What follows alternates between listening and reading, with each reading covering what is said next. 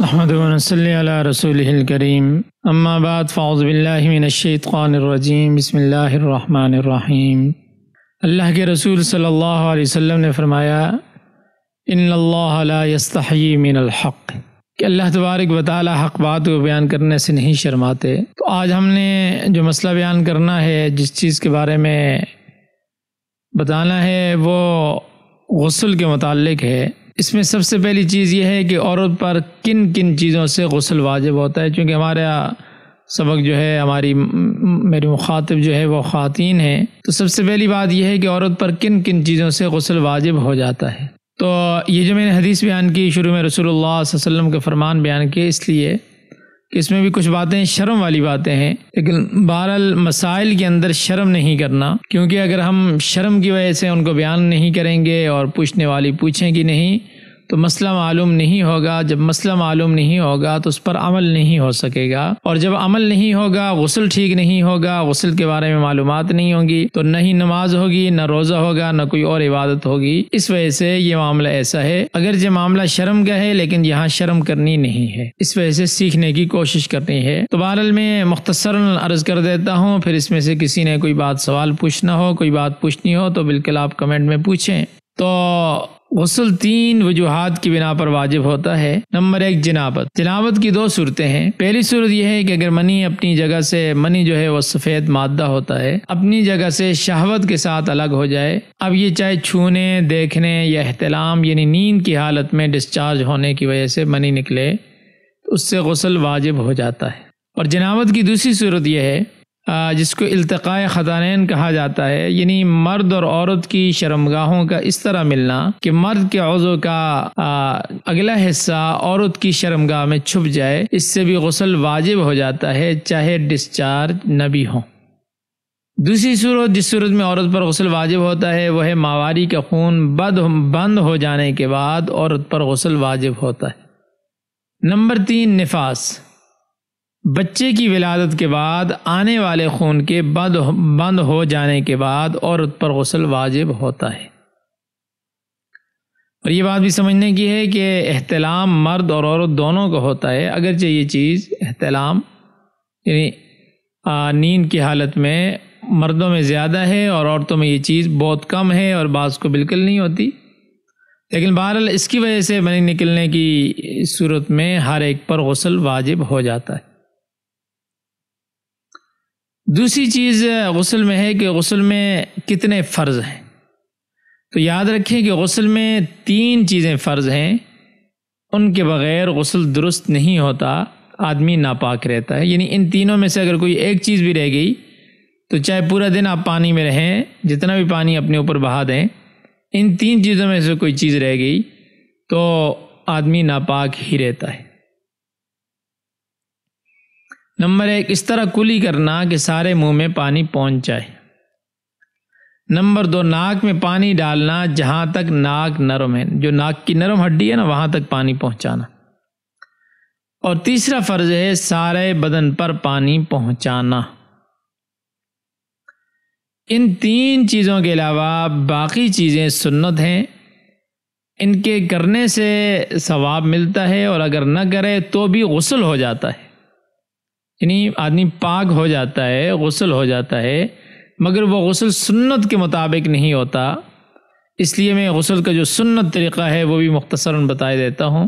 غسل کرنے والے کو چاہیے کہ سب سے پہلے گٹوں تک دونوں ہاتھ دھوئے، پھر استنجا کرے، اور ہاتھ اور استنجے کی جگہ پر نجاست ہو تب بھی اور نہ ہو تب بھی، یعنی اگر استنجے کی جگہ پر نجاست نہیں بھی لگی ہوئی تب بھی استنجا کرے، پھر جہاں بدن پر کوئی نجاست لگی ہو اسے پاک کرے، پھر وضو کرے، مکمل وضو، جس طرح نماز کے لیے وضو کیا جاتا ہے، مکمل وضو کرے، اور وضو کے بعد 3 مرتبہ اپنے سر پر پانی ڈالیں، پھر 3 مرتبہ داہنے یعنی سیدھے کندھے پر اور پھر 3 بار الٹے بائیں کندھے پر پانی ڈالیں، اس طرح کہ سارے جسم پر پانی بہہ جائے۔ ایک مرتبہ پانی بہانے کے بعد سارے جسم پر اچھی طرح ہاتھ پھیر لے، پھر دوسری بار پانی بہائے تاکہ سب جگہ اچھی طرح پانی پہنچ جائے، کہیں کوئی جگہ سوکھی نہ رہ جائے۔ پھر اس کے بعد اس جگہ سے ہٹ کر پاک جگہ میں آ جائے اور پیر دھوئے۔ اگر وضو کے وقت پیر دھو لیے ہوں تو اب دھونے کی کوئی ضرورت نہیں ہے، اور اگر وضو کے وقت نہیں دھوئے تھے کیونکہ وہاں پانی تھا تو اب دھو لے، اس طرح غسل مکمل ہو جائے گا۔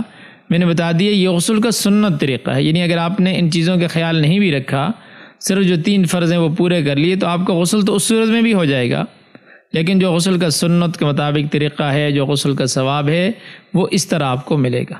اور اس کے علاوہ بھی چند باتیں ایسی ہیں جن کا غسل کے وقت خیال رکھنا چاہیے، اور وہ بھی میں مختصراً بتا دیتا ہوں۔